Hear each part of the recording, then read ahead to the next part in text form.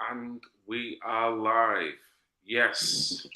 Hello, people. How are you doing? Children's Matter.news here with co-host Sharon. How are you doing, Sharon Binks? I'm very good, thank you. Phil, how are you? Happy anniversary to you and your missus, because I didn't put your missus on message the other day, but I hope you had a lovely weekend. We did indeed. And we've not been out enough. That's the problem with us. You know what I mean? Just busy. So thank you for that. Yeah, we had a lovely meal. Had a great weekend as well. Right, guys, this is going to be a real informative and important stream that we're going to do tonight. We've got a very special guest here, a chap called Ian. Ian, you come from Hull, mate, yeah? Yeah, that's right, mate, yeah. Okay, a Hull citizen, Ian Oke. He's organising a march for this Saturday in Hull for a problem that seems to be prevalent in many places geographically around the country. But primarily tonight, we're talking about the situation of grooming and the lack of justice, you could say, for the girls in Hull. So with that, I'm going to introduce you straight to Ian. How are you doing, my friend? Pleasure to meet you, and thank you for joining us. Yeah, good evening, everybody. Hi, Phil. Thanks for inviting me on. Get the messaging out there. Well, that's what it's all about, mate, isn't it? This is a message that seems to be a quiet whimper. There doesn't seem to be any disgrace or shame enough to get real justice with this. Maybe some cases slip through the bag, as it were, but we know that this is more prevalent than what is being made out currently.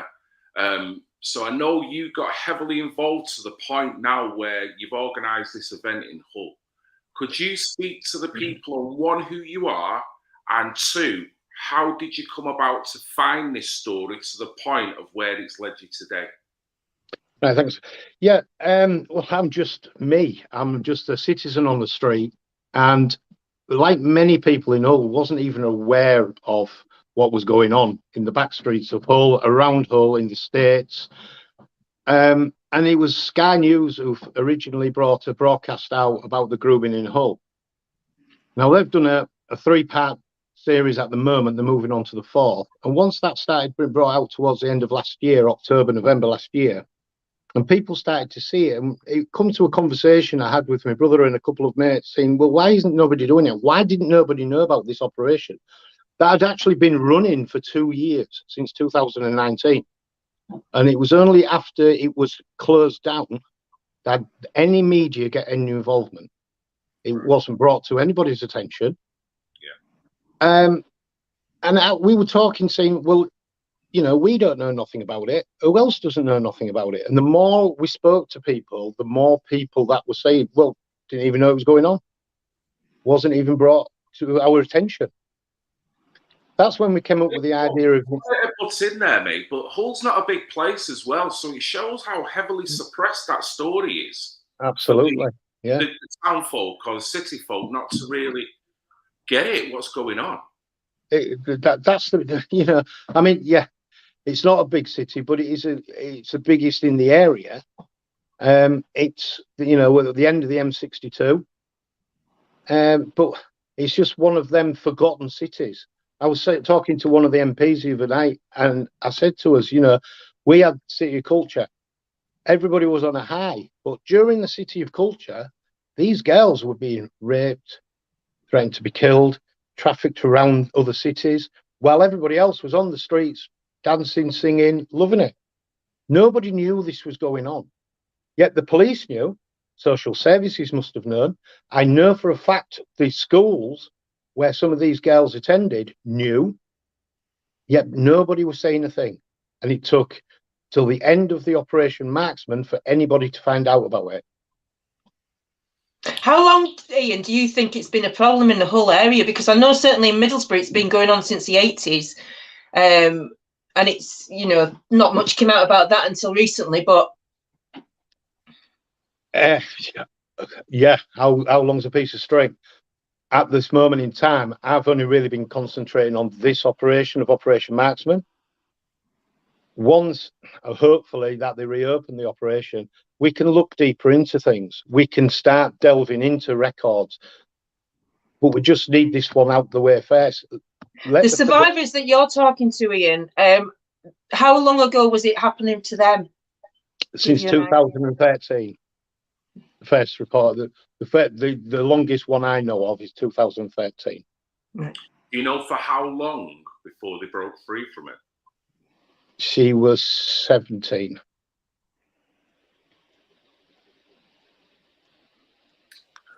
How long was that for then? What age did you become a victim? She was 13 the first time she was raped. Right. Right. Yeah. Are you a father, Ian? Sorry? Are you a father? I am indeed, yes. As a father, my youngest is 13. It scares the shit out of me. It really does. I've just taken her home tonight. She's been round for tea tonight, and I'm thinking about this, this evening, talking about it. Every time I go to a meeting, every time I talk to people, every time I go on to our Facebook group to post something to keep everybody, the meetings I've had with the police, the MPs, at the back of my mind, I'm thinking, right, I've got to do something here. It's gone from that chat in my brother's kitchen with 3 or 4 of us to this in less than 2 months. And we had this idea for 2 months, of actually going the stage further. Yeah. Well, you set a page up, didn't you, Ian? Did you set a page up first and then? Yeah, well, it all started off where I was talking to some friends from down south. I've mentioned them to you, Sharon. And, they've done these sort of things. So I was asking them for advice on it. Now, our first port of call was a letter to the police asking them, it was a long drawn out letter, asking them the questions. I spoke to you earlier, Phil, about the electronic evidence. They stated that there weren't enough electronic evidence. As I said, 30 years ago, there was no mobile phones, laptops. They're doing prosecutions. There were few and far between that long ago, but nowadays they're bringing historical reports up. These people are getting prosecuted now without any electronic evidence. So why can't they do it on the say-so of these survivors and not because they haven't got it on their Snapchat? Because that's where all the messages were done, was on Snapchat. I mean, one thing that is loud and clear, I've interviewed survivors, still in touch with survivors. It's the most upsetting thing when you stood in front of a survivor and they want justice and they've got a police force that is not acknowledging that it's going on. And in some ways, they will blame their lifestyle rather than look at the fact that this is actually going on. And the sickest thing, you mentioned it before, Hull was the city of culture. Yeah. Ironically, culture is involved with this. So while we've got the city of culture that is celebrating and dancing highly, there seems to be prevalence of a certain culture, a nefarious side of a culture that is getting away with this with impunity. And for all types of reasons why they don't seem to go all the way to get the full justice, as in the survivors. It's the saddest tale.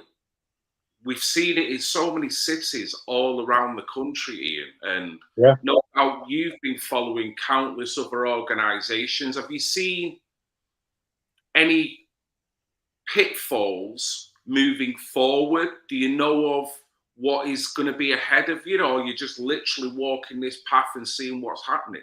Riding on the seat of my pants, if I was honest. I'm literally, like Sharon came downstairs of the week, so I can get some insight on where I should go next. What is my next stage? At the moment, I'll be honest, I've got my sights set on Saturday, hoping for a great turnout. I'm quite confident we are going to. The one question the police are constantly asking me, I've had them on the phone tonight, how many are coming on Saturday? I don't know. Thousands, I hope. But thousands, hundreds. Sometimes, It's not the quantity, it's the quality. I want a peaceful march Definitely. Saturday. Yeah, I want the people to march on Saturday and prove to, this is going on in our city. Not just our city, but at this moment in time, my thoughts are with these girls from this city. Let's get people, feet on the ground, show the authorities that these girls are not on their own, and we will fight for them.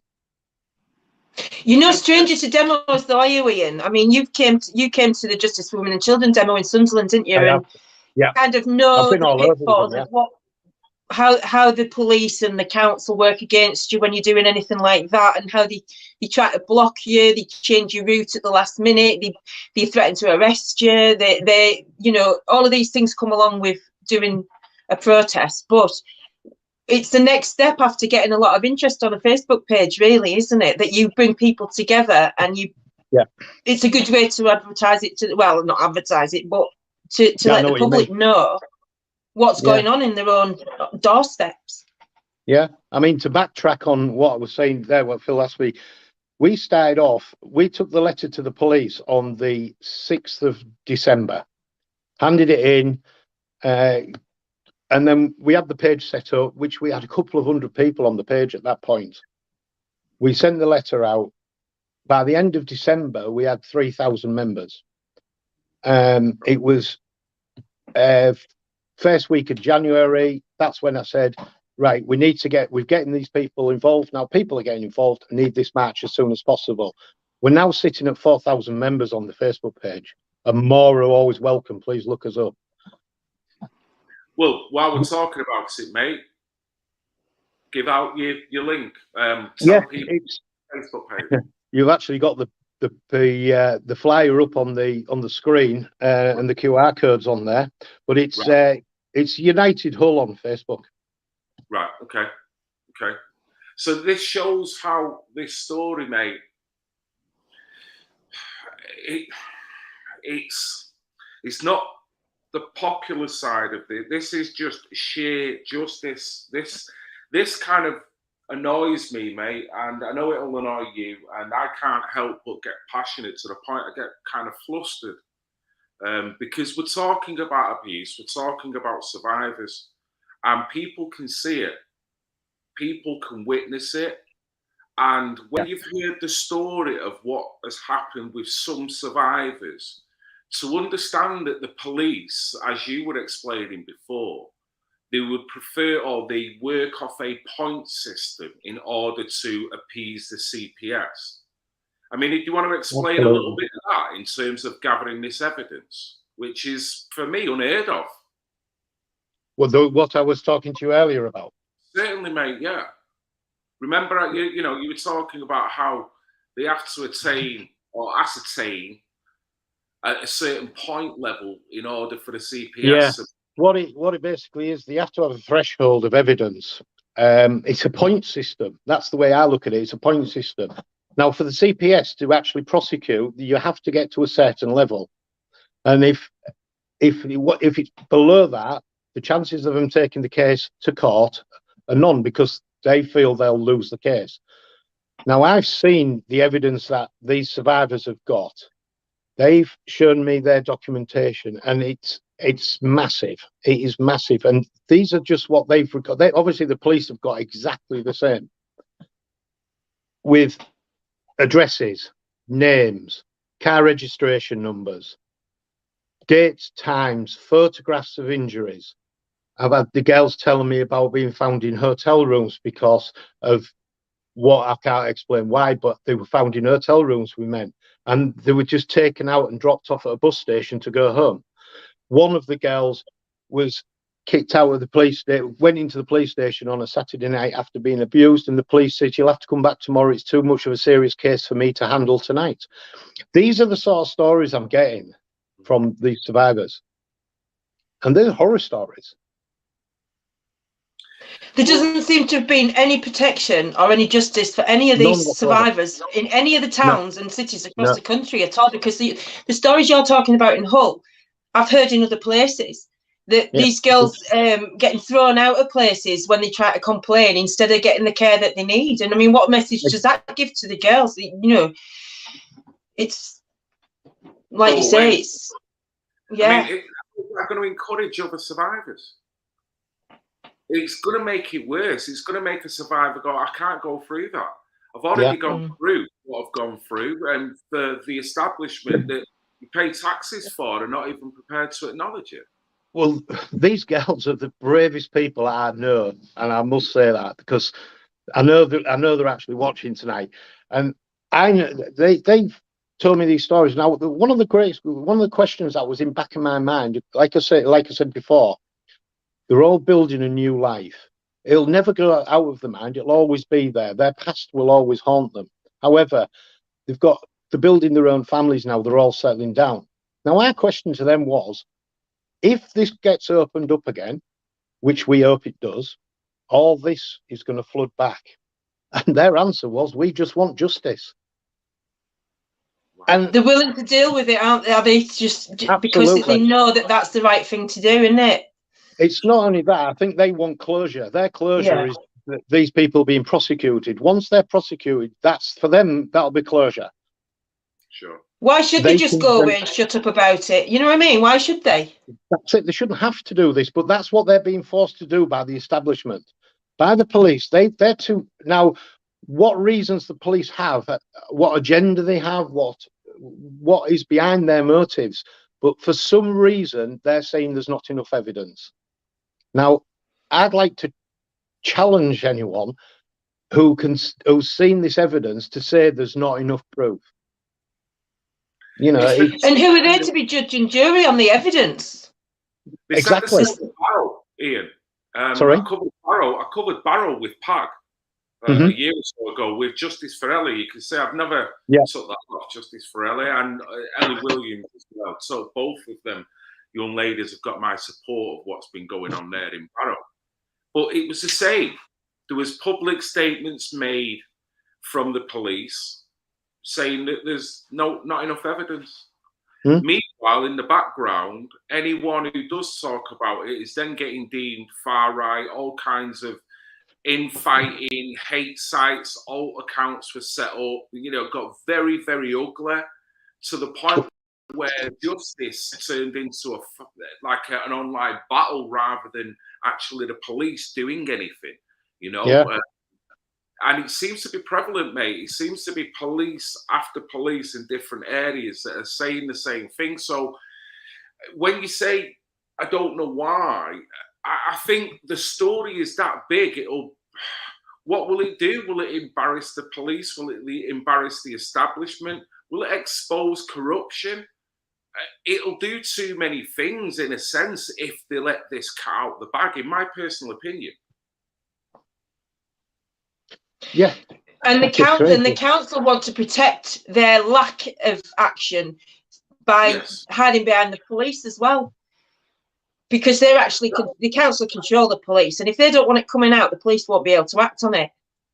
No. Yeah. And I'm not saying this to discourage. I mean, this is empowering.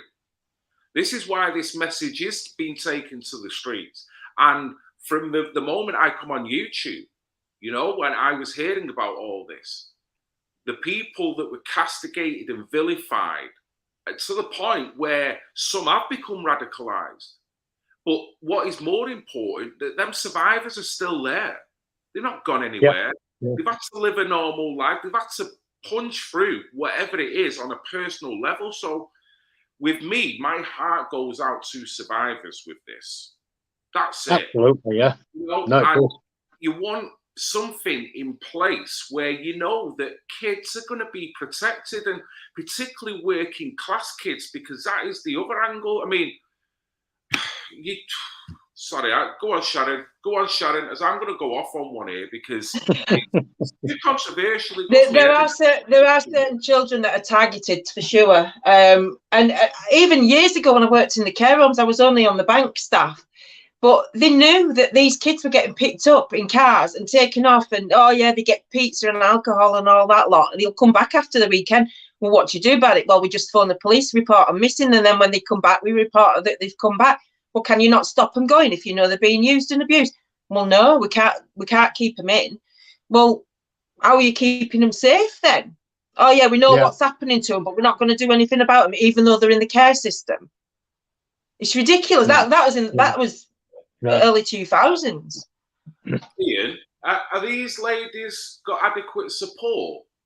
Even I mean, I'm not saying from yourselves. I'm on about from the establishment. Are they recognising their plight to the point where they're getting support, even if they're not getting the justice at this point? They have regular meetings with police on how things have gone, but not as support from them. They are all getting a lot of support from the Maggie Oliver Foundation and various other groups. They haven't really told me who, but I do know that Maggie Oliver has been fundamental in their support. So yes, they are. Obviously, again, one of the girls said to me, "I'm all right," and I went, "But are you? You know, yeah, I've got my family and I've got this." And she's she's very in her own self. You can see that. Yeah. But yeah, they are getting bits of support. Yeah. I read somewhere the other day that social services weren't even taking kids into their care if they knew they'd been groomed. Yeah, because they wouldn't take them on. They wouldn't take them on. Yeah. So same again. This is something that Billy used to see a lot. I used to see a lot. You get a survivor coming in to PAG, and they tell the story of how no one's listening to them. And you look into the eyes, mate, and you can see it. They're dejected beyond belief. And when you see certain crimes nowadays, that they'll jump out of a tree to arrest you and vilify you online for. Well, that's the same what we're saying about the electronic evidence. They're saying there isn't enough electronic evidence, but I can tell you if I went to try to sell an eighth, they'll soon find out. Yeah. I know. Certainly. Well, okay, let's start with this then, mate. Operation Marksman. Yeah. Now, this is dated the 24th of November 2021. Do you know of when the operation first started? I think it will say it in this word. It was 2019. 2019. And we've got to let people know, because probably a lot of people didn't even know about this watching this now, mate. It was the first time I knew about it on your flyer. So this is a statement that was put out by the police, yes? And it was in response to what we can see was possibly the Sky reporting on what was going on in Hull. Am I correct in saying that? That's correct, yeah. Right. So as we read down, we'll try and kind of counter it and see if it makes sense what they're actually saying here, and if it stands up with what you know and with what you've learned by talking with survivors as well. Detective Chief Superintendent Philip Ward said, in a light of recent broadcast investigation into Operation Marksman, we wanted to clarify some points which have been omitted from the reporting. First and foremost, the welfare of those affected by this investigation. The victims must always be put first. Let's stop there.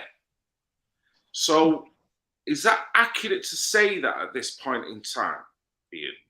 Well, the first thing I'll point out is on the Sky report, there was three girls, three of the three victims actually did the first report. There was a fourth that was also part of the same group, shall we say, that the police didn't even know about. Now, if you look at on the report on the Sky News, if you watch that on part 2, I believe it is, you watch on there, they're talking to the chief superintendent, interviewing her. It was a lady, was this, and they said, well, what about this victim, as they called it? And you could see by her expressions, oh, well, yeah, well, and you could tell they didn't even know this person existed, let alone anything else. Yeah. So if they cared that much, why wasn't that person also involved? Because the other survivors named this other girl. Because what I'm getting at here, Ian, is that they're implying here that everyone who's alleging that they've been groomed, that they've gotten foreknowledge of them, and they're all being taken care of. And do you know what I read in that, Phil? Sorry. Go for it. I read that they're covering their backs, saying that because of the welfare of the victims, they're not going to disclose certain things because you don't want the truth getting out there. And because of the welfare of the victims, they're withholding information, and they'll try to say that they don't want to put them through any more trauma by pushing this forward or whatever. It's bollocks. Yeah, sorry.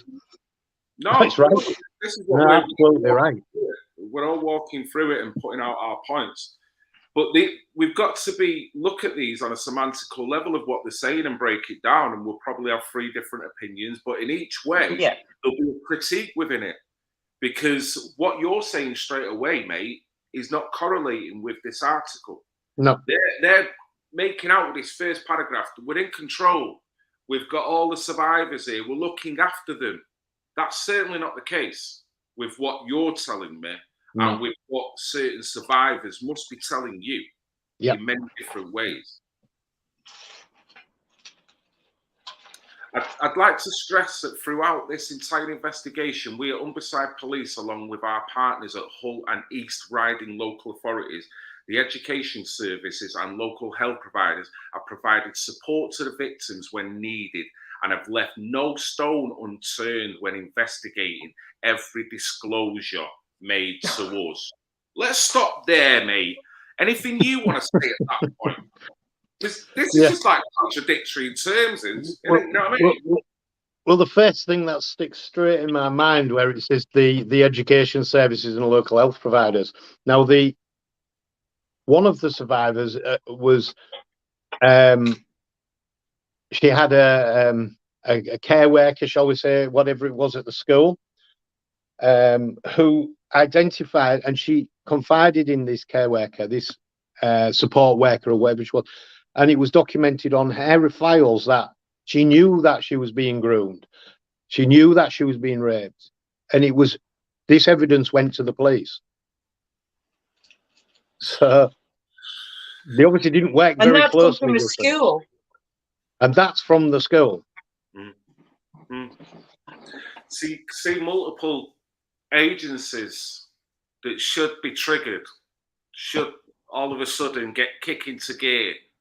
You know, a paragraph can say something, and it's like actions speak louder than words on a piece of paper, you know? But the part where it says Hull and East Ryder local authorities, who is that? Who is that? They haven't identified who that is. It's such a broad spectrum, is that? Which local authorities? There you go. It's anybody in the establishment that they cover in the backs of. Yeah, that's what it says, yeah. Sorry about my cynicism.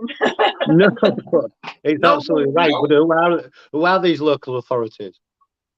Well, if you can't locate them, then how can you be sure that any information is being done or being used diligently and being passed on, and the survivors are being put first here? It sounds like the more people that are involved, the less that's going to happen. You know what I mean? Yeah. The local authorities includes the schools.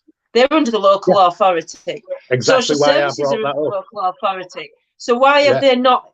You know, there's 2 sections of local authority that have done jack shit for these girls, really. And even when they've given the information, why have they not? I wouldn't go to sleep at night if I hadn't been down that police station and said, what are you doing with the information I gave you about this child? You know, there's a child being raped here and you're doing nothing about it. What's that all about? If that child had gone in and said, my dad raped me last night, she'd have been whipped out of that house and put in care quicker than she could blink, and they would have taken every word as gospel. Yeah. Can't deny that, Sharon. You know that. You know that. That's how it works, though, isn't it? So it's getting to the bottom problem. And I mean, let's keep reading. Like Rainbow said, if 10,000 text messages as a review being reviewed isn't enough electronic information. I know. Don't forget, it works on a point system, so probably a lot of these text messages didn't even constitute a point. No, I was going to say that. A lot of them would have been, yeah. obviously I won't go into details, but yeah. Totally disregarded. And the same thing, mate, we'll go back, we said before, we're both fathers. Yeah. Any police officers, if their daughters come with an allegation like this and they amassed up to 10,000 text messages, you try to tell me you couldn't find something that's gone on with all that text messaging. You can't. There's nothing that stands up that warrants what these girls are talking about. I mean, one of the things, maybe a little bit off topic, but there was X amount of telephones seized during the investigation, but there was nothing found on them that was incriminating. Now, anybody who knows anything about electronics, whatever you delete off your phone, your laptop, your computer can still be found if it's wanted to be found. Of course it can. They think we're all stupid, don't they? Well, this is it. We're told, if it was, it's other cases, they've gone into the phones and they've looked back and they sent text messages 5 or 6 years ago, things like that. You see it every day in the news about something like that. Yet in this instance, they couldn't find any incriminating evidence on the phones. Now, I know that, well, I'm saying I know, apparently Snapchat is one that deletes on a regular basis, or once it's been seen, it goes or something. I'm not quite sure. But it's still recorded somewhere. Somewhere in that stratosphere is that message. Of course. I think when we live in a society where a victim a victim's evidence is not considered valid in court, if at some point in the future they decide to prosecute these people that abuse them as children, if they've got into any sort of criminal activities, been arrested, got into drugs, anything like that, these coping mechanisms that these kids usually fall into when you've been abused like that. Yeah. If they've got into any of those behaviours, their evidence isn't valid. And that, what sort of society thinks that that's okay to not consider what these people have been through and how they've coped with it to get to a point where they can actually talk about it, and then they're discredited because they've been on whatever. What you're explaining is just a vicious cycle that anyone who's had any form of abuse will do if it's unreported, if it's not acknowledged, and that can be when they're let down by the state. Yeah, or by a family member that don't want to acknowledge it. If they're emotionally inept to deal with it, so shunt it away, make sure, it never really happened, make light of it, going all the way to the police. Any survivor drumming up the courage to go and report this story to the police, for the police to turn round and say, well, I'm sorry, but, you look like you've got a bit of a drug problem. You look like you've got a bit of a drink problem. You're not looking the smartest. So maybe some of them factors, maybe your lifestyle had more to do with it rather than you were just violated against your will. And to hear that is going to be a vicious cycle in a sense, that anyone's going to go home totally dejected, more likely to go on drugs, more likely to have anxiety or depression over that. So it becomes a vicious cycle. Yep. Can I just make a point about the CPS as well? Because I know what you're saying. Oh, it didn't score high enough to take action because they would have lost the case, whatever. But the situation that propelled me into all of this, opening my eyes about the grooming stuff, was me reporting something that happened to me in a grooming line when I was a child, a very young child, and me reporting it to police was a cathartic sort of thing to do. It wasn't because I thought it would go to court or wanted to prosecute anybody. I just wanted to get it out. And not in a million years did I expect them to come back and say the CPS is taking it to court. Even the police were scratching their heads, right? So I said to her, why are they doing that? My mum's dead, his mum's dead. It's his word against mine. I know how it works when it's cases like this. Why would they even take this to court? They're putting me through hell leading up to that court case, bringing my trauma back for a year, waiting for it to happen. And for what? Because you've got no chance of, I don't understand why the CPS think this is a case. Oh, well, they just had a pot of money for historical abuse cases, so they're going to use that to take it to court. wait a minute, you're going to take a case you're not going to win to court out of that pot of money. What? So you can all fucking take some out of it? This is the system that we're in. Yeah. But they'll get paid for their day in court, you say. It's an absolute joke, because they don't want to pay out compensation. They don't want to take these real cases to court. Something that's actually needs dealing with today, not something that's just, you know, somebody's already over. I would just like to say that I have my own reasons for reporting it, but for them to take it to court was like, what the hell? And that's how come I ended up at the Justice for Chelsea, because they didn't take her case to court. She'd been raped by 3 guys. She had all the evidence on her body when she went to the police, and they still didn't take it to court. What more do you need to do? But you're going to take a case 40-year-old to court with no witnesses, and it's ridiculous. This is where people are scratching their heads, and it infuriates me. It really does, as you can tell. You know, when you see people getting the doors broken down because they've posted something. Yeah. But like you say, something like this, where a girl can be exploited and trafficked in multiple areas around the country by various guys, and it doesn't seem to carry much weight.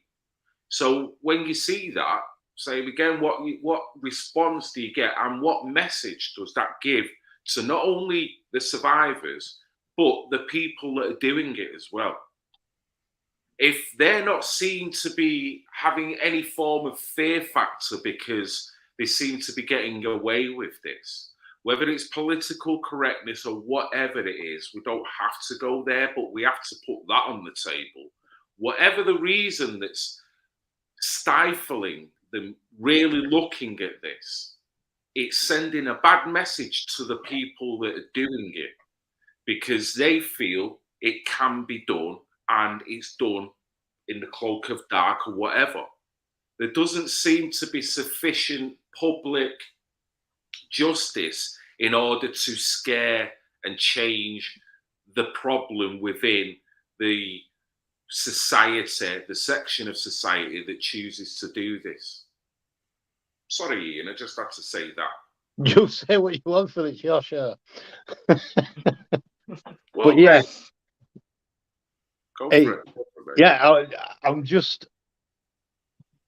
when you actually see, like I was saying right from the beginning, this all started from nothing, and it's escalated to this, and I'm just in my mind working things out, and I still now disbelieve how nobody was ever told about this happening in our city, the city of culture in 17, and all this.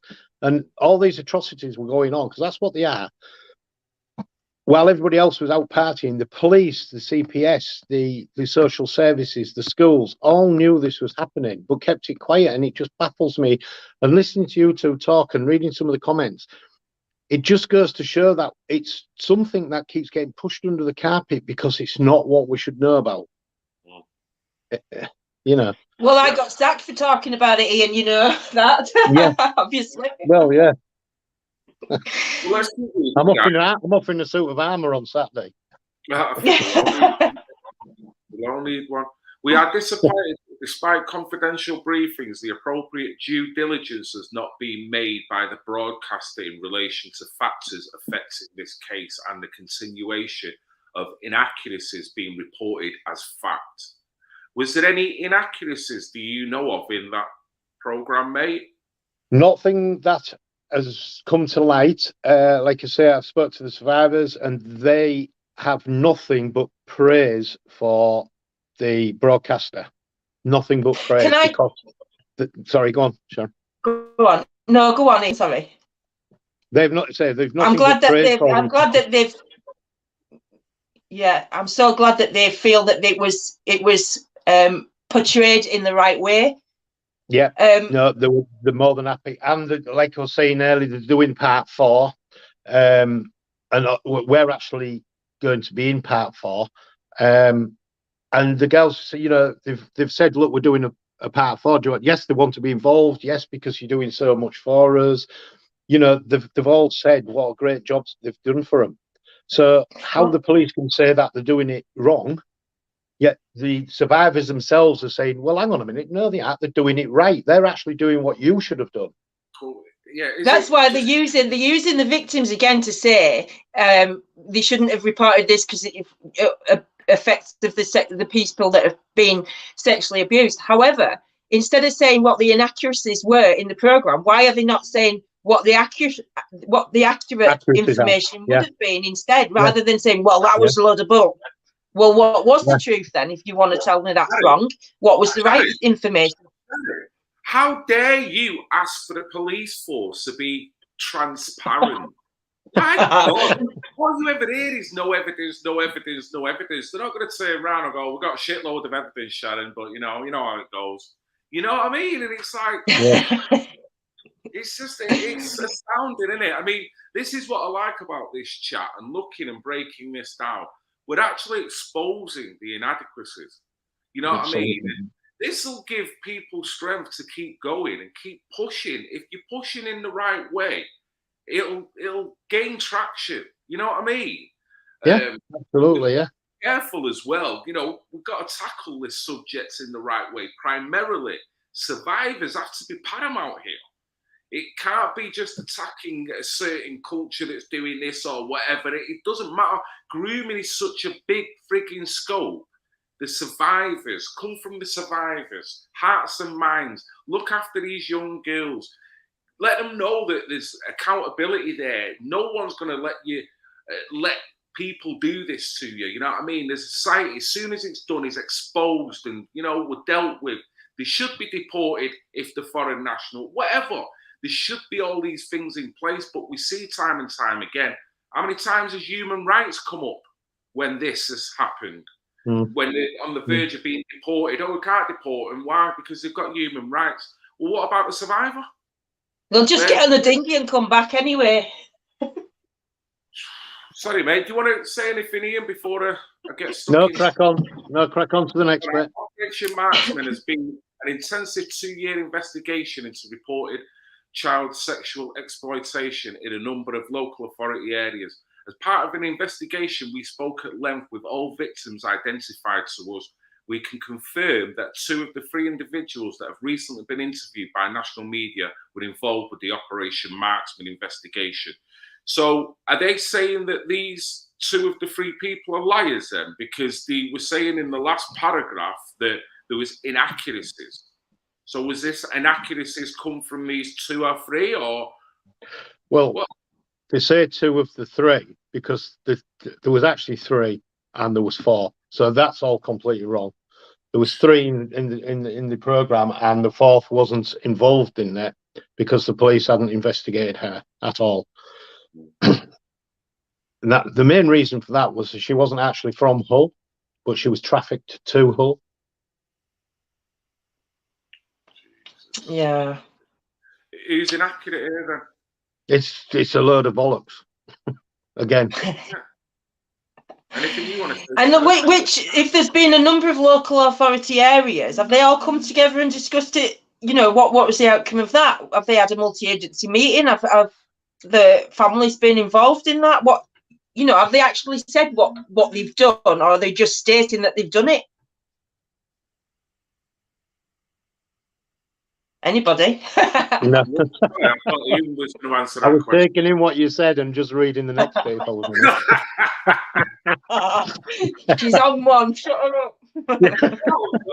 I thought if I kept quiet, she'll go there. No. I mean, I've also, in the last week, I've had a girl from Grimsby across the water from us who's contacted us and says she's a survivor from over there. Nothing to do with marksmen. Yeah. She's never gone to the police. She's never, like I was saying earlier, this is what I want, is people coming forward. Now, she's very vague at the moment because obviously she doesn't know who I am. She doesn't anything. So she just wanted to say, I just wanted to introduce myself as, and now I am also a survivor of child grooming gangs in Grimsby. So obviously, kid gloves, I've just said, you know, I'm really sorry to it, blah, blah, blah. If you want to be, you know, if you want to chat, you want to give any information, do you want to join us on the march? She's hoping to come across with her mother and father on Saturday. And I've said, you know, make yourself known to me if you wish, you know, but this is this just goes to local authorities. It's a different authority, but it's in the same area. So, you know, where is it going? Is it just to Hull? But it's not Hull and East Riding. So in East Riding, you've got your bigger towns. You've got your seaside towns of Bridlin, Hornsea, Witherinsea. You've got Driffield. You've got these little towns where are nondescript towns, but is it going on in their areas as well? Because the way they're talking there, as if they've done it within the local area. So how far have they spread their net or their investigation? How much do they know that we don't? If they've had to spread it in the area, they must know something's going on elsewhere as well. Just my thought. No, I think you're right.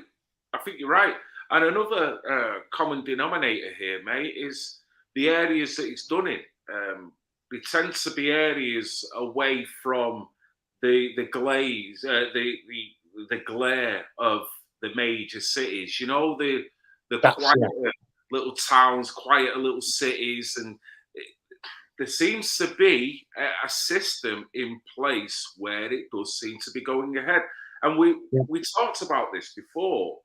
We mentioned it briefly with the evidence, but if someone has come to you and reported that they have been transported from A to B to be exploited, you could actually find that information out if you knew the vehicle via the surveillance system that we've got quite easy. So with the surveillance grid that we've got, why are the police not doing their due diligence and actually analysing footage which can corroborate what these young girls are saying? Like you said, mate, if a car is owned by a certain person, that's easy to find out with the vehicle recognition plates and whatever else. Absolutely, yeah. Then through 6 degrees they of can separation, tap into anybody's phone as well. This is it. There's so many different ways. Is it a resource? Is it a resource thing, mate? Am I defending the police too much there? I mean, you look back on the history of Humberside Police. They had a damning report 2 years ago, which is quite coincidental at the same time as this operation began. Again, they're saying they haven't got the officers. You know, they're always saying that they're struggling, and it's just excuses in my eyes. Well, look at that sting, that county-wide sting on that drug smuggling network across counties. They had the funding to track their phones and track their vehicles and set them up and follow them around. Why can't they do that for these taxis that are taking these kids? Yeah, but didn't they take millions of pounds worth of goods off them and things like that? Yeah, from the proceeds of crime. That was into millions of pounds of property and cars and what have you, which they obviously sell, and then the money goes back into their pot. These kids don't get to have a go at these kids without paying for it, do they? So there's proceedings of crime, you know, money and weapons found in their possessions, these proceedings from crime. They're trafficking kids instead of drugs. That's the difference. They're still profiting from crime. Yeah. Wonder how high it goes. Very high, to the top. You wouldn't get away with shit like that if it didn't. Yeah. Very organised. And compartmentalisation means that there only has to be a few people that can suppress this. Only takes a few people to make sure people do as they're told. It's whether the question Do you know what sticks in my mind, Phil? Yes. Sorry. Do you know what sticks in my mind about that programme that they brought out about it? Was the lads said if they robbed somewhere, they would get time in prison. So they can make more money out of selling girls, than they can if they were robbing cars or selling drugs, because they'd get sentenced for that, where they can get away with selling kids. That's what sticks in there. That was from their mouths. That was the reason they did it. It was a good way to make money without any consequences. See, what was I saying to you before? about the bad message, the message you're giving to the survivor as well as to the actual perpetrator. So if they can think that now, how much, well, let's look at it this way. For anyone to actually want to do this and do this with impunity, what do you think they think of the girls? Well, they don't think of them at all, do they? As a profit. How much they can make. Yeah. What's that one worth to me? That's all it is. It's nothing. It's the same old story. They've got away with this, so we've got to assume that it's still going on because they've got away with it, so they're going to carry on. So where is the next survivors of the failed Operation Marksman? Yeah, because these girls. And you know what's worrying? The poverty that the government is putting everybody in. Right, there's a lot of hungry kids out there. And there's a lot of takeaways that are willing to give you a few free pizzas to get your trust and get your friendship, and then takes it further and takes it further. You can sit in my Mercedes. Or do you want to just take them drugs down there for me? Or do you want to, have you got a sister? Do you have a dad at home? This is the grooming bit. I mean, no matter what the lifestyle is, Sharon, sorry for butting in there. Education would play a very good preventative role here now, wouldn't it? Mm-hmm. If you're allowed to talk about it. Well, this is it. That comes with acknowledgement. So with the schools, why aren't they educating on the perils of being groomed? Do you know what, Phil? The reason I kept going on about it, the reason I spoke out about it at my workplace and I put it on Facebook, and I knew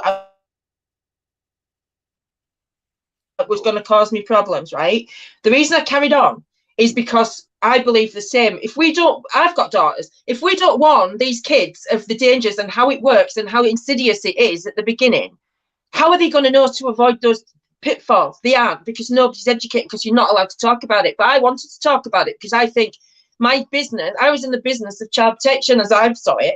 So how do you protect a child? You educate a child on how to stay safe. And if you're in child safety, isn't that what you're supposed to do? You're not supposed to go, let's sack the people willing to talk about it because we don't want to let them know what's really going on. Let's just create more victims, shall we?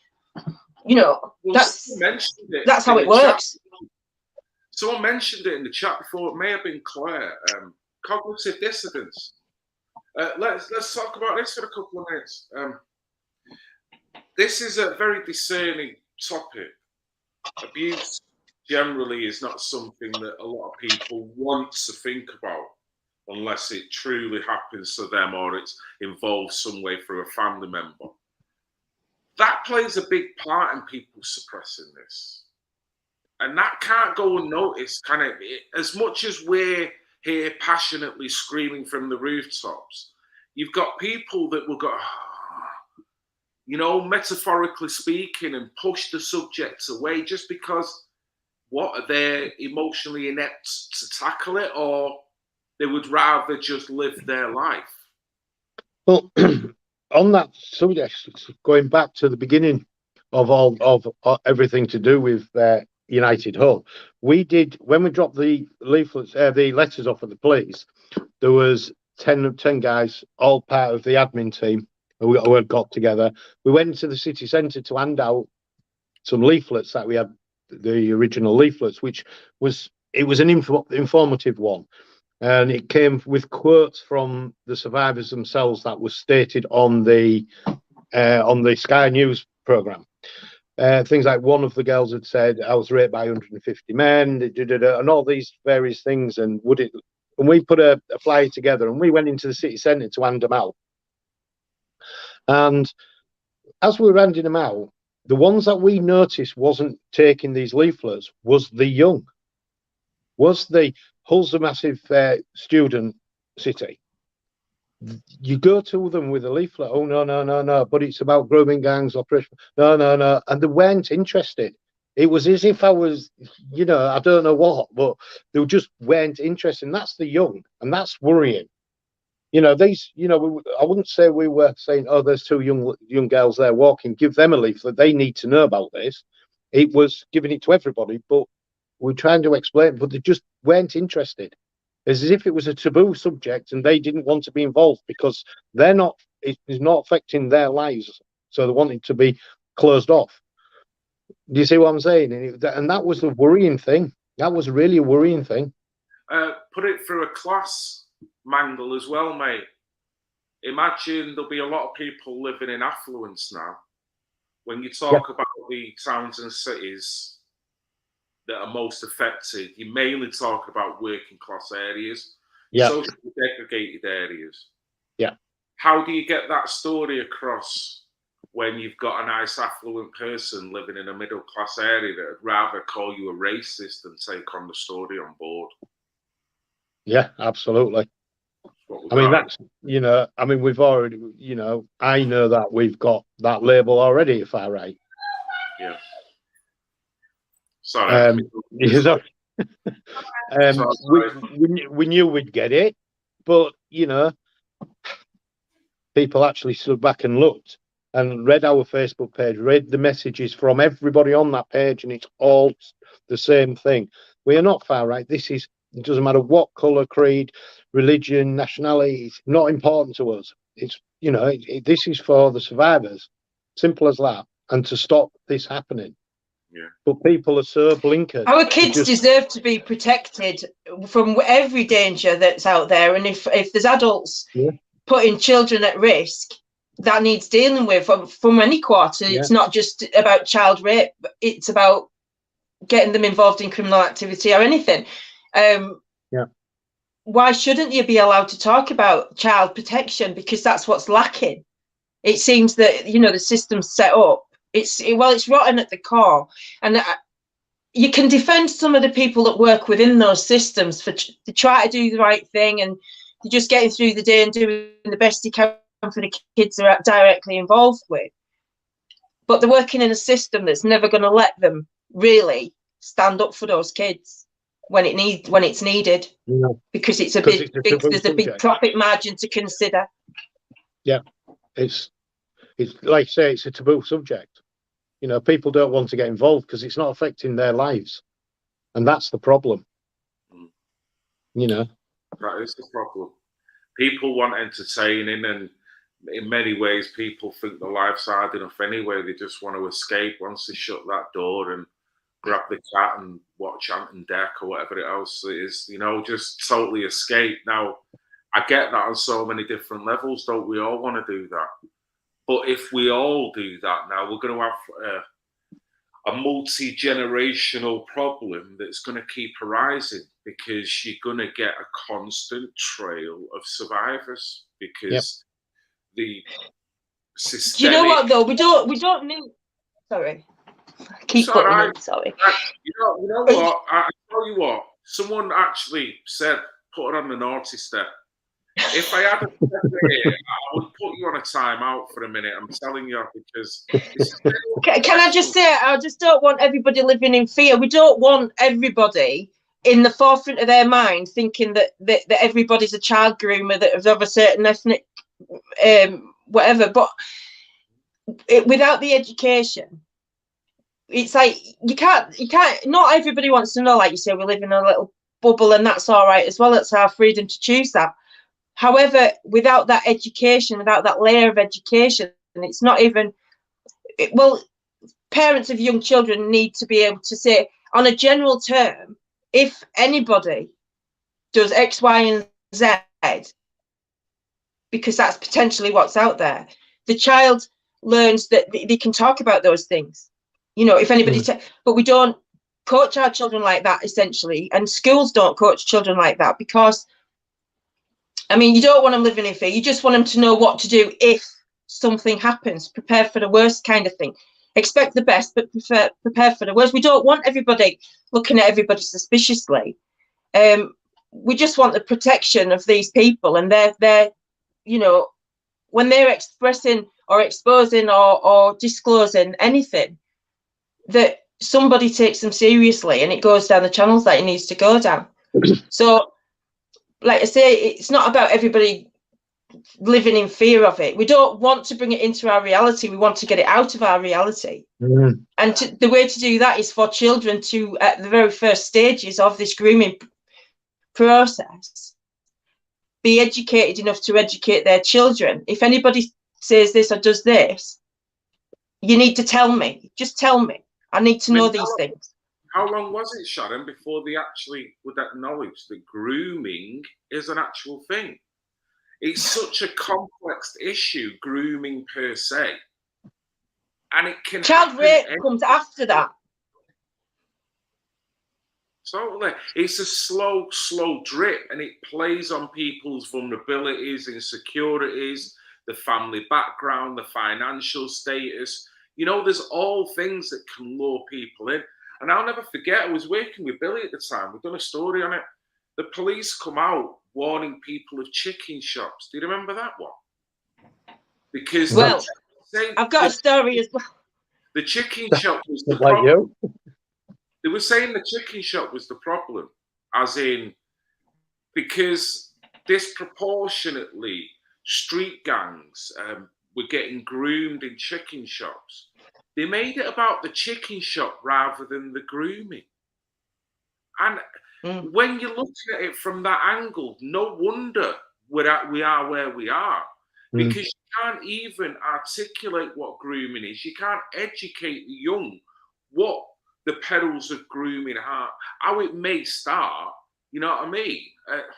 And it's hardly surprising when I'm looking at this. My the one down the bottom here, at the bottom of my estate, my daughter's friend told me that girls he knew that were working there a few years ago, when they were younger, they were getting told they were getting felt up or stuff said to them, or give you money, cash in hand for these teenagers. And he said they were telling him stories way back then. And now my grandson, who's like nearly 10, his friends, the ones that like can hang around the streets more, they're hanging around that shop. And he said he could sit in his car and, you know, that sort of thing. So it's like, you go near that shop on a night or talk to anybody in there without me being around, you're in trouble. You'll be grounded for a month. It's that sort of thing. You know, it's like, because he's going, oh, you can get free pizza. My mate gets free pizza. And you're like, you do not take anything off anybody. You come and tell me if somebody offers you anything. And that's all you need to do. You don't need to frighten life out of them. You just tell them that it's serious and you need to report them. Tell me, as your parent or grandparent or carer, that somebody's offered you something, because nobody gives you nothing for free when you're an adult to a child. Not really. The reverse angle, sorry, you know, I'll say this. No, you're all right. No. Carry on. Look at it from a survivor's point of view. When they're getting into relationships, are they aware of an element of naivety that will draw them in order to be sexually exploited? They're unaware of it, are they?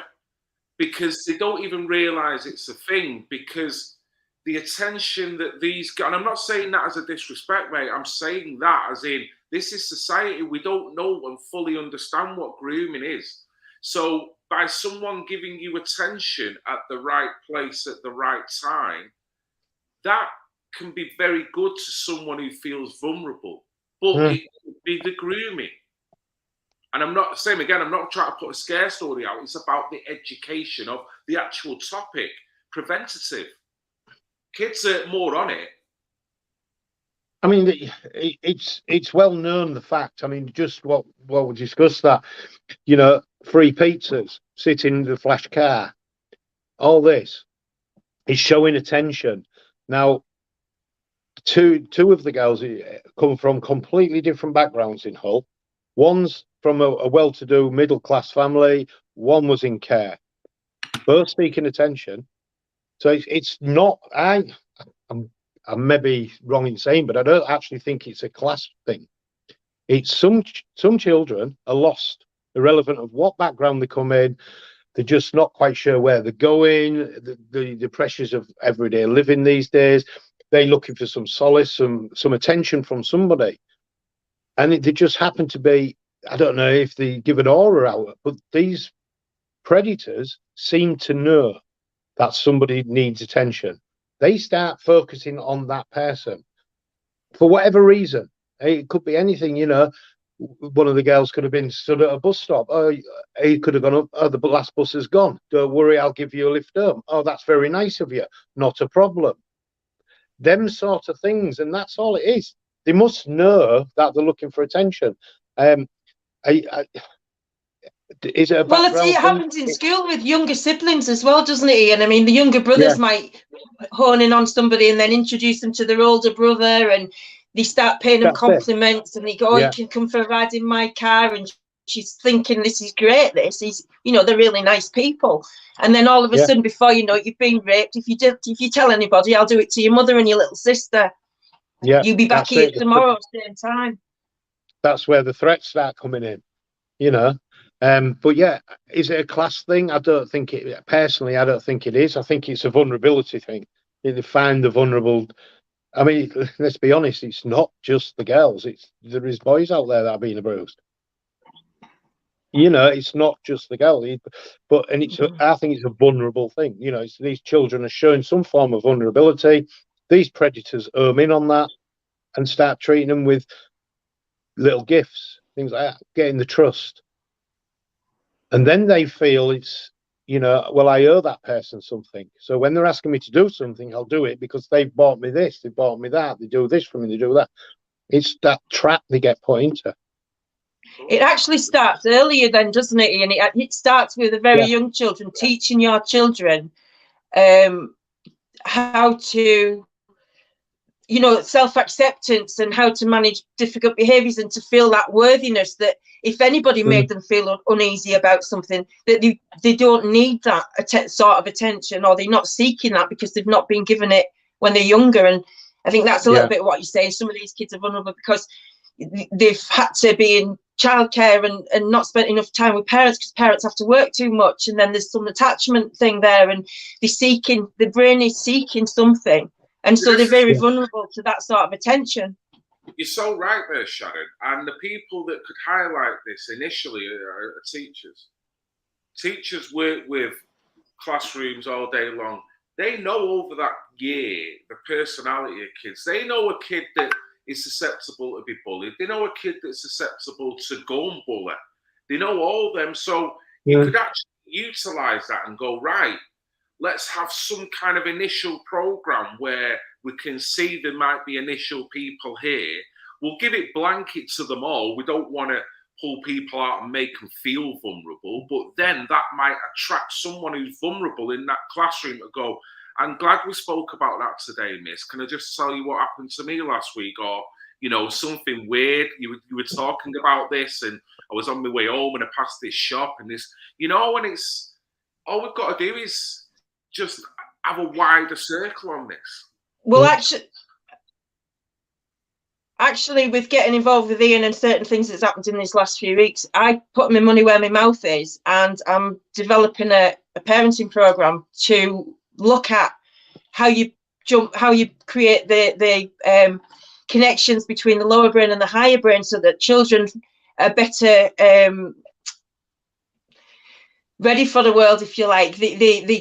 They're comfortable in their own skin, and it's that sort of understanding how the brain works in order to manage certain behaviors, to not trigger those, like the fear and rage systems that get triggered, or the, like you say, the neediness of people when they're lacking in somewhere, where that's not taught in the school either. So as a parent, you don't know.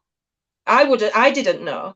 It was only through my job and doing all the research that I did that I know. And that's like been 20 years of my life, really. Well, since I had kids, so 30. She's 30 next month. So that's been my life work, basically. And it's about time I put it. And that's, we can all make contributions like that. Those people that really care, find your skills, put it into somewhere that you can give it back to the community, and hopefully build people's spirits and their social intelligence or emotional intelligence up, so that they can protect themselves from people that would not, prey on the vulnerable. Ian, anything you want to say, mate? No. Not much of an answer to that one, is it? It's absolutely right. I mean, me and Sharon were talking about that when she came down to Hull, and it's an absolute great idea. That's what we need. But it shouldn't these authorities are there to do that for us. It was just something we were talking about with the kids there. If you think about it, the schools spend more of the waking hour with the children than the parents do. Yeah, that was my point.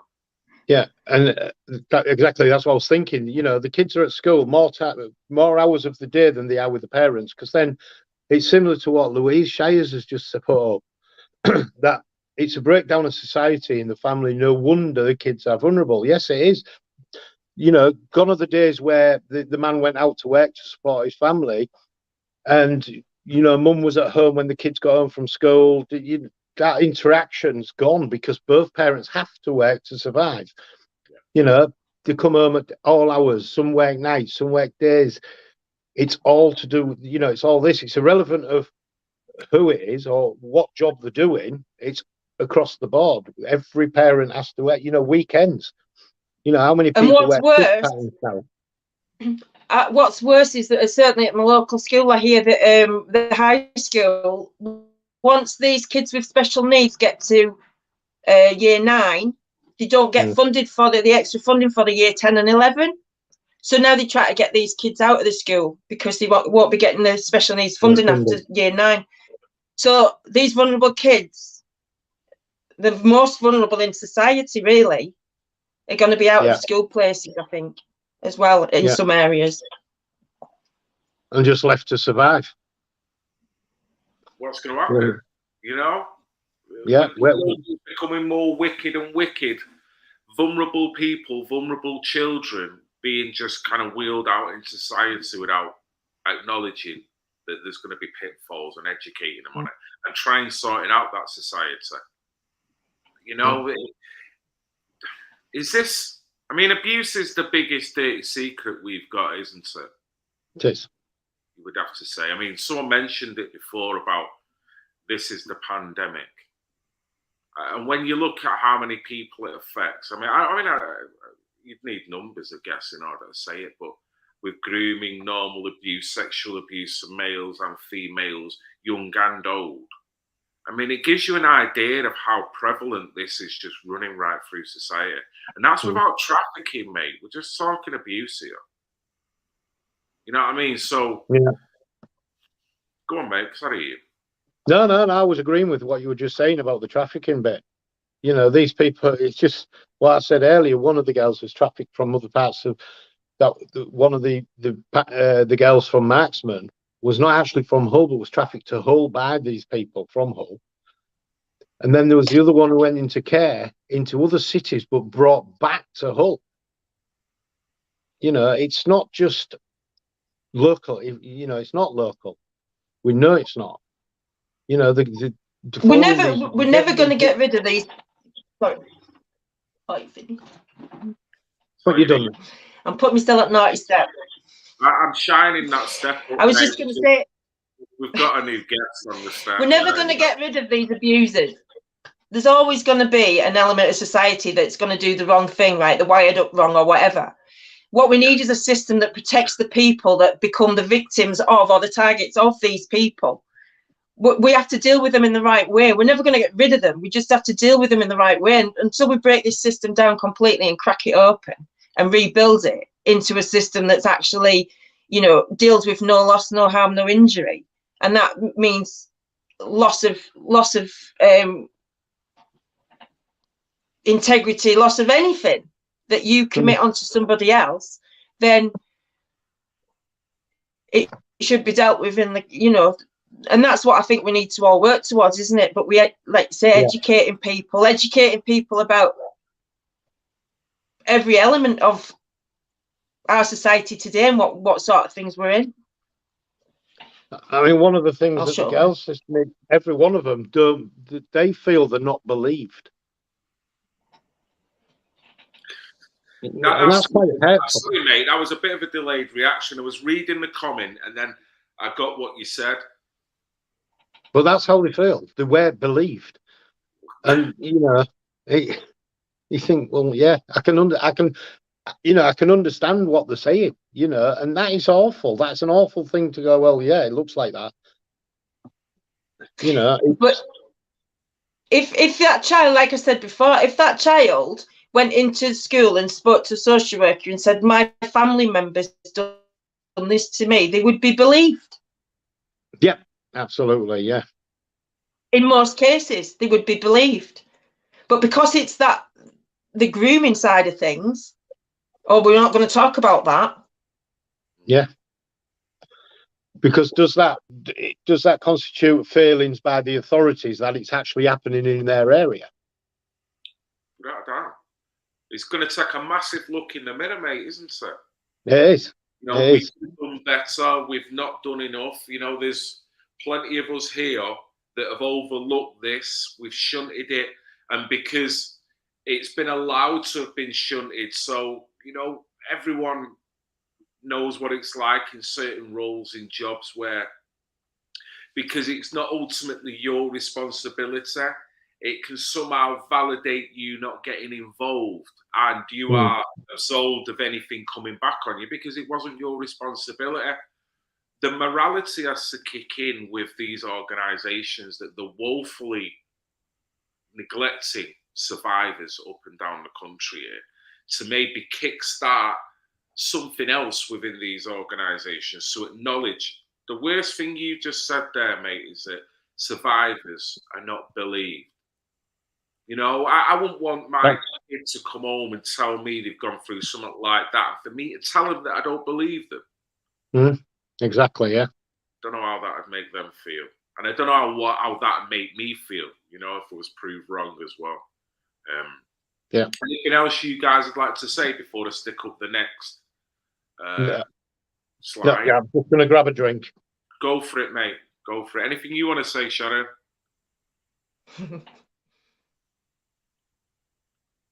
Oh, Sharon, you can actually talk. You're not on the naughty step, you know, Sharon. I put my cell on there, Phil. I get overexcitable sometimes. My chimp comes out. My chimp comes out. I tell you what, that parenting program is going to be like the chimp paradox for babies. Honestly, it's good. It's going to be good. I'm putting my money where my mouth is, and it's going to be my gift to parents. I'm telling you. It's proactive, isn't it? Yeah. You know, and it's self-empowering as well, Sharon. So if one person can see the fruits of what your work is, if they get inspired then to go do things themselves in another area, you know, then they can inspire someone and they can inspire, you know. Yeah. I think a while ago, it only takes you to kind of reach one person when you're putting your work out. You know, we all want views, we all want to know that all our work's being shared, but if you can get through to one person, that should be satisfying in terms of the message. You know, obviously you want to raise events, informing more than one person's a bit important in it, you know what I mean? Well, my daughter works at the Bridge on a Friday. It's a community group, and they use the church and things as their base and stuff. So they have parent groups and everything. I'm happy to go along there. Once I've got it all done, I'm happy to go along there and offer it to the parents. It's like all of that knowledge is going to waste otherwise. And I feel like I've gone full circle. And my ex-manager, who was from Hull, actually, he was ex-copper from Hull. He was my manager when I was doing the family group conference and stuff. And he said, when he knew I was getting sacked, that I was a workhorse, and whatever I put my mind to, I would succeed. So I'm going to show them that if they don't want to help these parents, then I am, in spite of them. Well, shame. Louise knows where I'm coming from. She works for them. No, I get it. And, you know, it'll embarrass them into thinking, well, we're trying to make out as if we're doing it all, but there's obviously a vacuum here, and it's taking to fill that vacuum, which then should make them look like, well, what does that make us if people are doing this out their own time, you know, maybe in many cases costing them money to do it, where these guys are paid professionals. They've got all the tools there to utilize. They've got all the different regional police forces where they can collaborate together. And look, it takes a little local organisation or a lady stuck in a educating people. Sorry, hey, little lady. I'm going on the naughty step now. Sorry, I'm going to go and sit here for 10 minutes. No, not at all. Right. Big call worse. Right, let's crack on with this then. Throughout the investigation, we've had a dedicated senior investigation officer overseeing the investigation, up to 15 specialist officers, social services professionals and safeguard leads working on the case at any one time, providing strategic support, expert advice and specialist skills to piece the evidence together. Each victim has had a dedicated support officer from the police and from the local authorities to ensure every aspect of safeguarding was considered. I mean, it's contradiction again, isn't it, Ian? I mean, that can't be right, can it? Well, I've only got 2 names of the senior officers. Yeah. The full team, I don't know, but the survivors have said that yes, they were given an individual officer that liaised constantly with how the investigation was going, things like that. Yeah. But they went. I won't repeat what they've actually told me, but they're not really worth anything because they were only told what they wanted them to know. And that's how they felt. They said, well, they were only telling us what they wanted us to know. They didn't tell us how it was really going. But that's what you'd expect. They aren't going to say there was 3 arrests at one point, and they were remanded. Sorry, they weren't. They were let out. They were in for 2 days questioning, then released. It was 4 days later when one of the survivors had actually seen them down the street, and they weren't even told that they'd been released. There you go. So there's a safeguard window.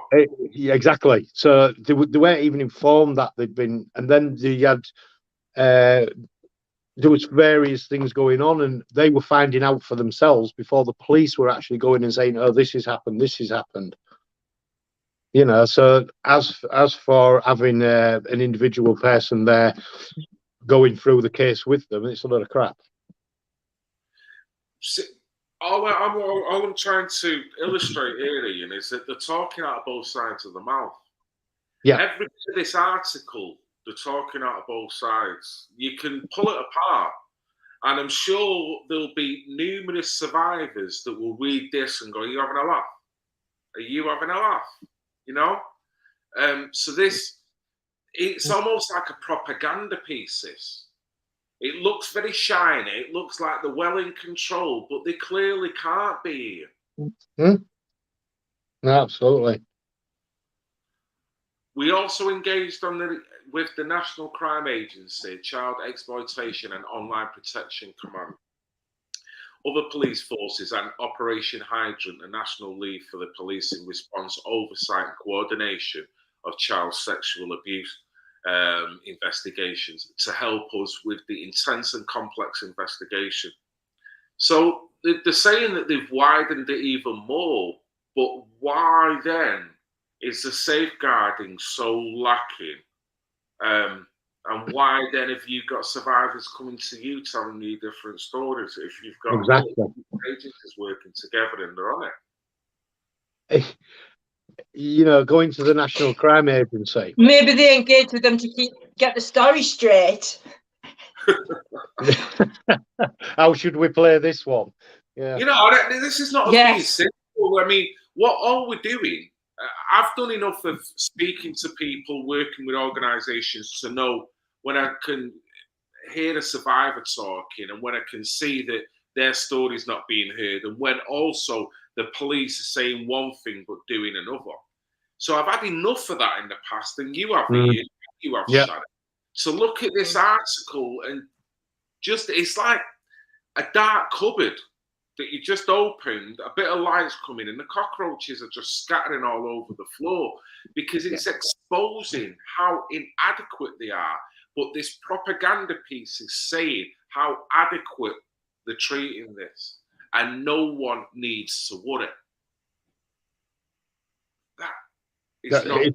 They're right in here what they want us to believe. Yes. And you can, if you read between the lines and you analyze every paragraph as we are doing, you can spot bullshit for It's want a of a play better on word. words, isn't it? It's like politics. They'll have some little dude in the office writing all these responses to the truth coming out. Oh no, we've done all we can. Well, it's like a statement that can't show any cracks, a statement that's got to show a pillar of strength, that they're in control. I would rather them be honest. Yeah. I would rather them tell people that they haven't got the resources, they're really trying, and at this point we could do with help from other or whatever it takes. At this point, we need to get Boris to get his hand in his pocket and start, whatever it takes, because then we can actually move forward. This isn't moving forward because it's not even explaining the story. Well, it's not even moving, is it, really? No. Absolutely not. Providing it, it's like, it's a tale of two cities. Literally is. It's like, what place are you talking about that you're explaining this? Because this doesn't sound like Rochdale. This doesn't sound like Hull. This doesn't sound like Barrow-in-Furness. This doesn't sound like Accrington. No. But it's all the same stories with them all. Yeah. We have sorry, mate. What? They're just good. All they'll do, they'll probably have the same statement, just change a few of the words. Yeah. Always show that they're in control, even if you're not. Right. Well, they obviously aren't in control, or we wouldn't be sat here discussing it.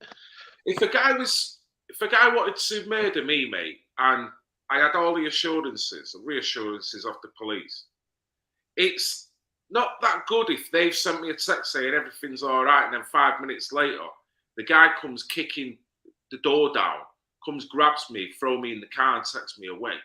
Them assurances didn't mean nothing unless you follow it through with something. You know what I'm saying? So it's like, as much as they're saying this, these girls are still in danger. The girls of Hull are still in danger if they're not being diligent enough. And that's the big point, isn't it? Yeah, absolutely. Yeah. We obtained detailed accounts from everyone identified as a victim or witness, and these accounts, alongside the supporting evidence provided, led us to the arrest of 34 individuals in connection to the investigation.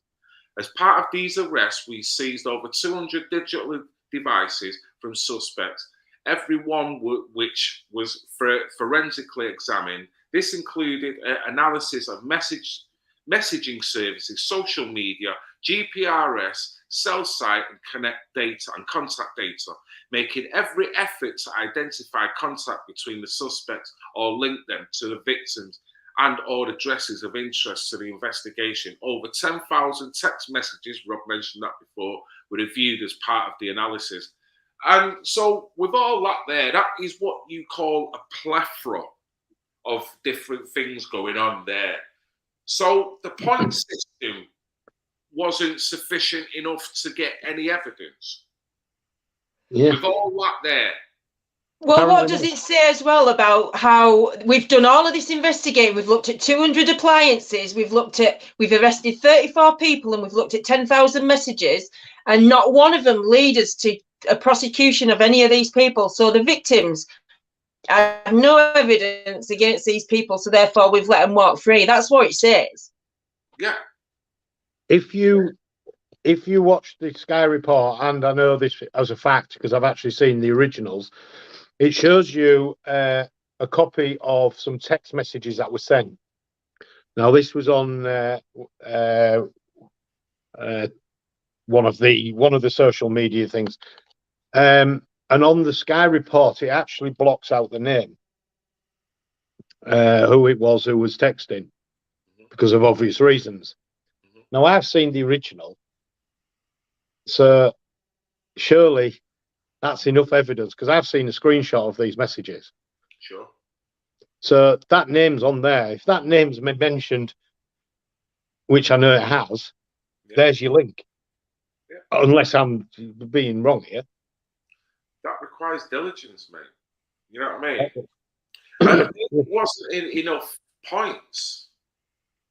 You know, I'd love to know this generation game crap that they've got going on here. I mean, you know, points make prizes, all that kind of stuff. Mm. When you're looking at a lady that needs help, I couldn't be the one to tell her that that text message doesn't constitute enough points in order for me to take it. Exactly, yeah.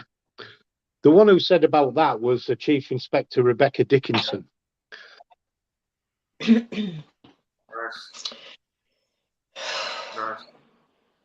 Despite 2 years of intensive investigation, analysis, and examination, we share the disappointment and frustration that we have been unable to identify sufficient evidence to corroborate or support the accounts given to us by the victims. As a result, we have been unable to meet the Crown Prosecution Service evidential threshold for us to formally charge anyone in relation to Operation Marksman.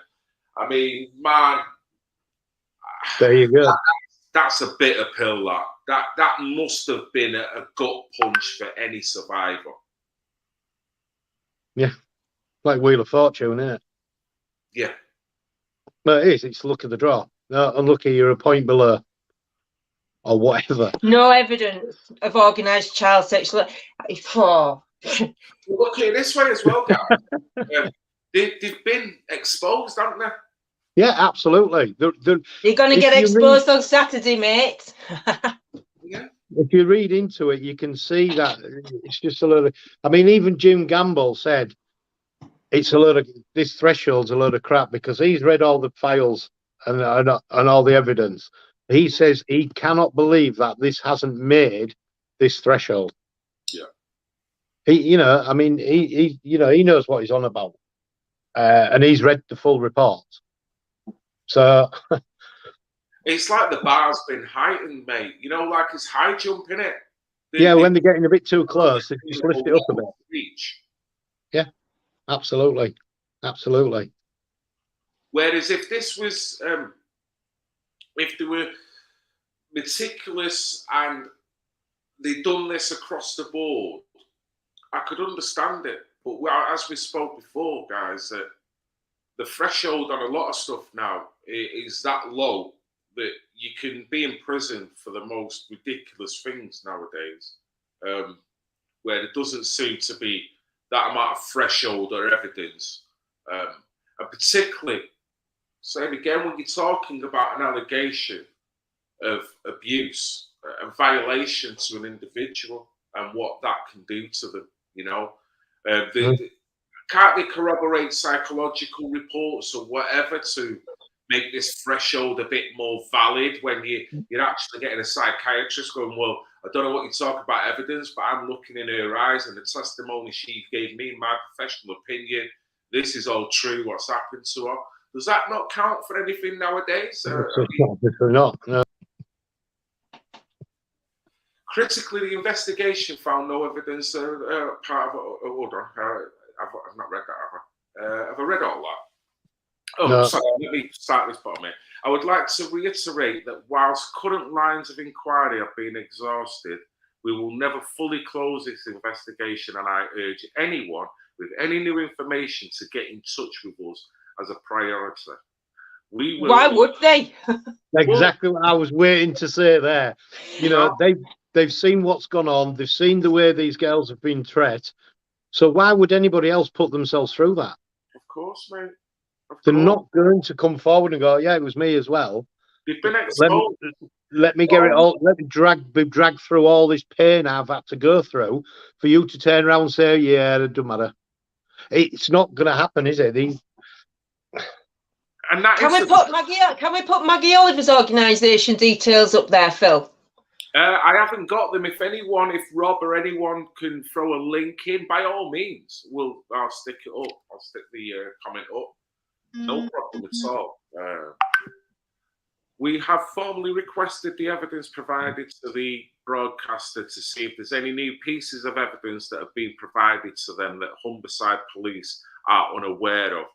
Now, that's funny because they were saying that there was a whole heap of inaccuracies within that programme.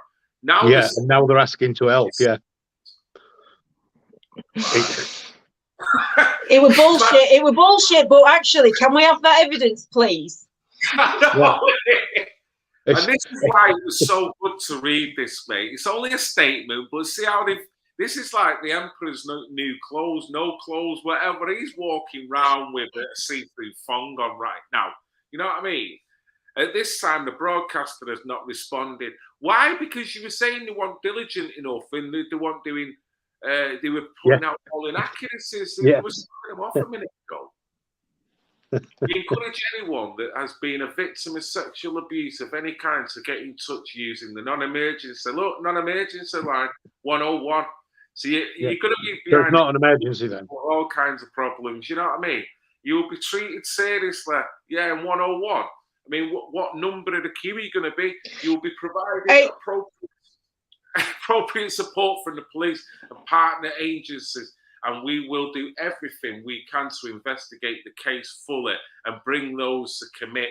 And even if you bring your 200 devices, even if we've got all this surveillance grid, the chances are it probably won't meet the threshold. So why don't we end it with that? It's like Childline, isn't it? It's like, oh yeah, tell us who and if they're quite prominent people, we'll make sure that the information gets buried and you don't get no support. Yeah. Cynicism. Yes, Jewel, how you doing? Lovely lady from Australia there. Welcome along. Talking about the unfortunate scenario that's happening in this country, which is grooming, Jewel. We've just been talking about prevalent in a lot of towns and cities around the UK, but primarily tonight we've got a guest here, Ian Oke, who is got an organisation, and we'll get straight onto that now, actually. The event, mate. The event. Let's talk about the event. We've got this bull crap out of the way. We knew it was flannel, but we just had to break it down just to kind of show that, you know, we are talking crap. So, March for Justice for our Hull survivors. Reopen Operation Marksman, which is a statement from the Humberside Police that we've just read in regards to Operation Marksman. Right, okay, do you want to go over the details, Ian, of the event, location, where, what people need? You've got the flyer up there. So we're meeting at Walton Street Market, which is right next to the football ground in Hull. We will march from there. It's about a mile into the city centre, into Queen Victoria Square. We have various speakers, haven't we, Sharon? Sharon's going to be saying a few words. Oh, maybe my last public. That's it. Last public one. She might be on the step, mate. I'm sorry. If she's on the step, how can she do that? Sat on the step. Are we going to do a satellite link?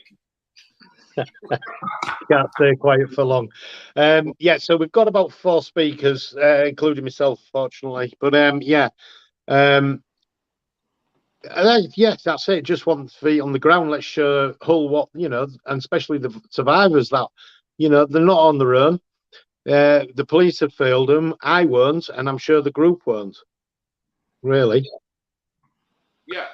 And I'm sure, you know, what I've noticed with a lot of organisations is the compassion. Whereas the police, they might act like they're compassionate, but by doing what they're doing, it kind of reverses that for me somewhat.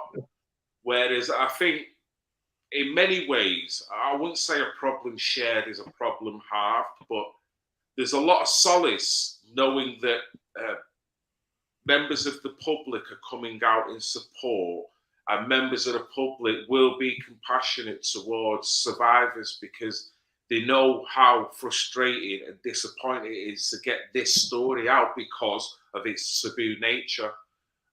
So I'm hoping that the people of Hull will be in massive support for this. I'm hoping that everything will be nice and positive, which it will be anyway.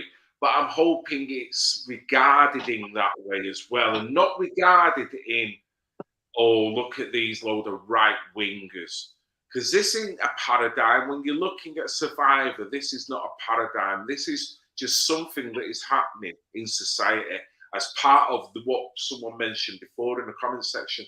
part of the breakdown of society. Can I just say as well, anybody that's turning up, just bear in mind that there are going to be survivors there. And so, you know, just have that in your mind all the time, that there will be survivors in the crowd. And they don't want to see carry on. They just want to get their message out there. They want to be believed and they want to be understood and they want action. That's all they want. So just be mindful of that. Anybody that's showing up. Totally. And just go on a bit further from what Sharon's just said, is that there's not just the survivors from Operation Marksman. There is survivors coming from other parts of the country that I do know of. So, you know, if anyone who's watching from Hull, let's show everybody that Hull is taking this seriously, you know. Certainly. Yes. Well, I've already mentioned that fingers crossed I'm going to be there on Saturday. Excellent. I'm going to be streaming it onto my Facebook channel and I'm going to be hard recording it. Sharon, I was kind of hoping that you would do the Children's Matter.news. Yes, I was intending to do so. Beautiful. So we've got all bases covered. Yes. We had footage as well, which I'll put on my bit shoot and whatnot. So as far as I'm concerned, it'll be spread on 4, 5, maybe 6, 7 different platforms. And this is without talking about the people that are coming down and their individual platforms, and no doubt yourself as well. And if anyone wants to use any of this material to share it on their platform, go for it. If anyone sees any future recordings I do of this event and they want to put it on their platform, go for it. Got no problem with that at all. I'm looking forward to the event, mate. Do you know anything else that we need to know about the police or anything else? Nothing that we need to worry about. I know that we've got various groups threatening to attend, being called far right at this moment in time. But apparently there's not a great deal of support for them in the city, which is good. Well, the council will always organise a lefty demo against you, anti-counter protest. But I was going to ask you, Ian, before I forget, if there anybody turns up that would like to speak openly about whatever they've been along those lines, obviously, are you welcoming people to speak, or are you saying, look, just let's leave it to who we've got and we'll speak? No. Kind of. If there's, like we've said quite openly, I've as many speakers want to come up and speak and vent their anger on the grooming gang situation. Now, we want to keep it as far away from any religion, ethnicity, anything like that is a no-no. You know, I was thinking more personal stories, you know, that you can talk from the heart. By all means. You know, if it's their truth, it's their truth, and nobody can argue that. So exactly, yes. No, that's absolutely fine. Yeah, I have no issue with that. We've got, my estimations is we meet at 10:30 at Walder Street car park. We'll to begin the march approximately 11 o'clock. I've estimated about 45 minutes to get to the speaking location of Queen Victoria Square. And I estimate a couple of hours on the square. So there's plenty of time for people to mingle, talk, get the speeches done. And anybody who wants to speak, and we've got time for that, let's do it. The more people speak, the better. Yeah, great. So it's just thinking, if anybody watches this and they think, well, do you know what? I really want to tell my story. It's that now might be a good time. Now's a great time. Yeah, absolutely. They just come and identify themselves to me and we'll make arrangements on the day. Yeah, absolutely. It's fine. Good. Brilliant. I'm looking forward to it. Any last words you'd want to say, Ian? No, just thank you very much for the opportunity to bring to everybody's attention the plight we've got at the moment in Hull. It's similar to what I said to one of the MPs the other day. Look, Hull's supposedly had a really good reputation lately, city of culture, everything's going well, a lot of industry coming in. Hull's on quite a bit of a high at the moment. We don't want to end up like the unfortunate ones of Rochdale, for just to use one as an example. They're getting all the, everybody's attention's on that at the moment. You know what? You mention it about Hull, and nobody knows that it's actually occurring. Not even the people in Hull. Well, you mentioned a really good point, because when I was covering Rochdale, there was allegations, and even coming from the council, that it's bad for business. Investment won't want to come in if they know this is going on. Yeah. Same again, it could be multiple reasons why this is suppressed, but it's time to be transparent now, isn't it? But absolutely, with councils acknowledge it and owning it, yeah. Not being afraid that someone might not invest because they've heard of it. The thought of it being exposed and you not doing anything is going to be far worse for any future investment, I would have thought. Yeah, but we live in a culture of many things, in it, and hope it never gets aired. You know what I mean? Yeah, absolutely. But mate, do you know what? Go on, sorry, Sharon. Go on. I'm just going to say, on Saturday, it'll be a year since I had my cancer removed. Let's remove the cancer from our society and get this sorted. Nice one. Nice one. That off well, didn't you? Look at you, yourself. You loved that, didn't you? I bet you've been thinking about that all day. Well, I thought, do you know what? When you asked me to speak, I thought it's going to be a year since then, so why not? There you go. That's got to be a key point that you've got to mention there. You've got to mention that on Saturday now, haven't you? You just taught yourself right off the naughty step with that one. Jesus. Well, Ian, it's been a pleasure to meet you, mate. Thanks very much, Phil. Seeing you on Saturday. Check out what you're doing down there. Hopefully speak to some people, but particularly show the event and let people know what's happening in Hull. Brilliant. Thank you very much for your time, mate. Thanks a lot. Been a pleasure. No problem. Look forward to seeing you Saturday, guys. Okay, yeah. Bright and early. Yes, I'll be getting up early. Tell Tracy I'll be picking her up. She needs to send me her postcode, tell her. I'll remind her. It's a 2-hour train drive I've just discovered, so it's going to be a good early one for me. So I'm going to have to get myself in gear, because I don't want to be late and legging it up the street after you try to do live while running after you at the the same time. So that's happened before that, mate. It's a 2-hour drive as well, Phil, so I'll be the same. Listen, right, we'll have to get a good early night Friday, and just make sure we're nice and healthy and on it a good early start. I'm really looking forward to it. Great stuff. As well.